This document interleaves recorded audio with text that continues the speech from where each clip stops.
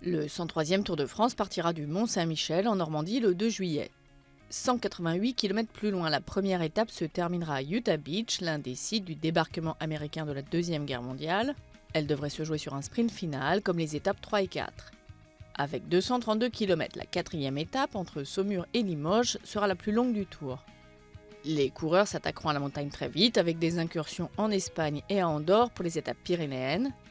Ils rejoindront la France pour l'étape 11 entre Carcassonne et Montpellier, puis la très attendue ascension du Mont Ventoux, 15 km 7 à 8,8 à l'étape suivante. Le Tour prendra ensuite la route des Alpes françaises et suisses avec 4 arrivées au sommet. Sur l'ensemble du Tour, les cyclistes devront franchir 28 cols, 3 fois plus que les 2 années précédentes. Les contre-la-montre individuels devraient aussi davantage influer que les années précédentes sur le classement général. Le deuxième d'entre eux ne s'effectuera que sur 17 km mais quasiment exclusivement en montée. 15 km d'ascension dont 2 km 5 à 9,4 sur la côte de Domancy. Le Tour se terminera le 24 juillet sur les Champs-Élysées, 41 ans après la première arrivée sur la célèbre avenue parisienne. Au total, les coureurs devront parcourir 3519 km sur 21 étapes, 9 étapes de plaine, 1 accidentée, 9 de montagne et 2 contre la montre.